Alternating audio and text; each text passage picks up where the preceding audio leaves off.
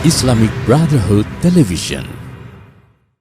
Berikutnya yang kedua, saudara, saya ingin menyampaikan satu informasi penting buat semua umat Islam yang hadir di sini, dan sampaikan ini semua kepada saudara-saudara Anda, sanak famili Anda, orang-orang yang Anda cintai, dan semua yang kita kenal baik di dunia nyata ataupun di media sosial, saudara. Apa informasi pentingnya? Insya Allah pada hari Jumat tanggal 2 Desember 2022, insya Allah kita akan sama-sama putihkan Jakarta, istighatsah kubro, sholawat besar-besaran dalam rangka reuni akbar 212. Alhamdulillah. Saya mau tanya yang ada di sini, jawab yang kompak. Waktu itu 2016 hadir apa kagak 212? Orang kencang hadir apa kagak? Hadir apa kagak? Alhamdulillah. Habib, kenapa sih harus reuni-reunian? Ini tahun reuninya istighatsah, saudara, bukan aksi. Istighatsah bentuknya mulai dari tahajud berjamaah sampai selesai, saudara. Kenapa harus reuni? Ibadallah, kita menjalankan pesan orang-orang tua kita. Orang-orang tua kita dulu pesan jas merah, jangan lupakan sejarah, saudara. 2 Desember 2016 adalah peristiwa bersejarah buat umat Islam. Bahkan bukan hanya di Jakarta, bukan hanya di Indonesia, tapi bersejarah di dunia, saudara. Anda tahu jamaah haji itu ketika musim haji kuotanya 3 juta, saudara. Haji, musim haji kalau normal kuotanya 2 atau 3 juta.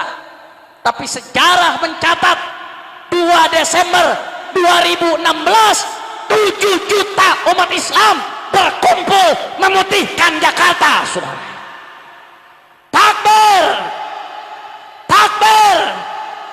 Mereka dari berbagai ormas, mereka dari latar belakang yang berbeda-beda, mereka dari pesantren yang berbeda-beda, mereka dari majelis yang berbeda-beda, kumpul jadi satu. Tujuannya hanya satu, datang untuk bela Al-Quran, saudara. Datang untuk menegakkan hukum supaya penista agama longsor dan lengser, saudara. Betul. Saya terlalu teringat pesan Sayyidil Walid Al-Habib Muhammad Rizik bin Hussein bin Syihab. Mudah-mudahan beliau selalu dimenangkan oleh Allah, dijaga zahir batinnya oleh Allah. Amin ya rabbal. Saudara, saya ingat betul pesan beliau, ibadallah. Apa pesan beliau, saudara? Saat itu beliau mengatakan, bukan pesan, perumpamaan yang beliau gambarkan. Saat itu waktu kita ngelawan Ahok 2016, saudara, itu Ahok dengan rombongannya ibarat kapal induk besar yang lengkap dengan persenjataan, yang lengkap dengan segala macam isinya kecanggihan, saudara. Kita ini majelis-majelis, pesantren-pesantren, ormas-ormas Islam ibarat perahu-perahu, sampan-sampan kecil, saudara, yang masing-masing bawa rombongannya. Saya mau tanya, secara hitung-hitungan manusia, adatan, hukmul adah, bukan hukmul akal, hukmul adah, biasanya kapal induk yang gede apa bisa ditenggelamin sama sampan-sampan kecil? Jawab yang kompak, bisa apa kagak? Bisa apa kagak? Nggak bisa, saudara. Makanya saat itu banyak yang pesimis, aduh percuma dia kagak bakal bisa, percuma dia kagak bakal dipenjara, percuma kita buang-buang waktu, percuma kita buang-buang tenaga. Tapi apa yang terjadi, saudara? Begitu Allah gerakkan umat Islam jadi satu, 7 juta umat Islam berkumpul, saudara, Allah turunkan kemenangan. Ahok longsor dan lengser, saudara. Takbir, takbir. Saya mau tanya, jawab yang kompak, semuanya jawab yang keras. Yang menangkan kita siapa? Orang keras. Yang berikan kita kemenangan siapa? Sebut nama Allah yang kencang. Yang berikan nama kita siapa? Yang berikan kemenangan untuk kita siapa? Yang satukan hati kita siapa? Yang gerakan kita siapa? Yang tanamkan takut di hati musuh siapa? Jawab yang kompak, siapa yang maha besar? Siapa yang maha agung? Siapa yang maha mulia? Siapa yang maha kuasa? Siapa yang maha memberikan kebenaran? Semua angkat tangannya, takbir, takbir, takbir. ala Nabi Muhammad. Kenapa Allah berikan kemenangan kita, saudara? Ternyata Allah jawab dalam hadisnya Nabi Muhammad sallallahu alaihi wasallam. Apa kata Nabi? Saudara, alaikum bil jamaah fa inna yadallah ma'al jamaah. Oh, Nabi janji, saudara, alaikum bil jamaah, hendaknya kalian bersatu karena pertolongan Allah ada di balik persatuan. Artinya kenapa kita menang saat itu, saudara? Padahal secara hitung-hitungan kemungkinannya kecil, baik dalam pilkada ataupun dalam pengadilan. Secara hitung-hitungan ada, saudara. Biasanya sulit kita buat menang. Tapi kenapa Allah turunkan kemenangan? Karena kita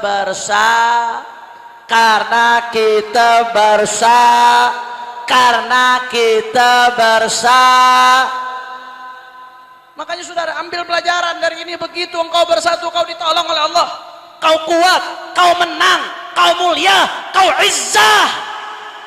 Tapi begitu kita bercerai-berai, saudara, mari kita lihat. Saya kasih contoh sederhana. Di akhir tahun 2020, saudara, Desember 2020, waktu imam besar pulang, ya jutaan orang jemput ke bandara. Tapi setelah itu selesai, masing-masing misah, masing-masing mikirin dirinya sendiri, masing-masing tiarap, masing-masing ketakutan, bercerai-berai. Akhirnya apa yang terjadi? Imam besar kita ditangkap, saudara. Kita nggak berdaya. Saya termasuk yang dipenjara sampai setahun, saudara. Ulama-ulama beberapa orang dipenjara. Ormas dibubarkan. 6 syuhada sampai sekarang belum mendapatkan keadilan. Betul? Apa sebabnya kita lemah, diinjak-injak seperti ini, saudara? Karena kita tidak Kira-kira jelas atau tidak? Jelas atau tidak? Saya mau tanya, kalau begitu jika umat tidak kompak, bahaya atau tidak? Umat bercerai-berai, bahaya atau tidak? Umat jalan masing-masing, bahaya atau tidak? Kita lemah atau tidak? Lemah, saudara. Lemah, saudara. Bahkan dibentur-benturkan satu sama lain. Yang satu diangkat, yang satu diinjak. Yang satu diangkat, yang satu dihabisi. Itu politik belah bambu. Kenapa bisa terjadi? Karena kita tidak bersatu. Makanya saudara, kemarin sudah 3 kali melakukan aksi akbar, 1, 2, 3. Tuntutannya 3. Yang pertama, turunkan harga BBM. Yang kedua, saudara, turunkan harga-harga kebutuhan rakyat. Yang ketiga, kita minta hukum ditegakkan dengan adil. Saya mau tanya, 3 tuntutan ini bagus atau tidak? Bagus atau tidak? Tapi tidak ada satupun tuntutan ini, saudara, yang direspon secara positif oleh istana, saudara.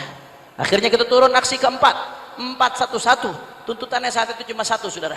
Kalau sudah nggak mau ngopenin rakyat, nggak mau memenuhi tuntutan rakyat, ya nggak usah jadi presiden lagi. Betul? Betul? Tuntutannya masuk akal atau tidak? Masuk akal atau tidak? Nggak ada respon juga, saudara. Karenanya, kalau sudah ngomong sama manusia nggak ada respon, maka udah waktunya kita kumpul, saudara. Kita ngadu sama Allah, saudara. Kita istighothah, kita ketok pintu langit, kita ngadu sama Allah, kita tunjukkan persatuan, saudara. Kalau Islam bersatu, tidak bisa dikalahkan, saudara. Betul? Betul? Makanya kalau saya katakan bila Islam bersatu, jawab yang kompak, tak bisa dikalahkan bila Islam bersatu. Kurang keras, bila Islam bersatu. Bila Islam bersatu. Bila Islam bersatu. Umat Islam bersatu, umat Islam. Umat Islam. Umat Islam. Umat Islam. Ormas Islam.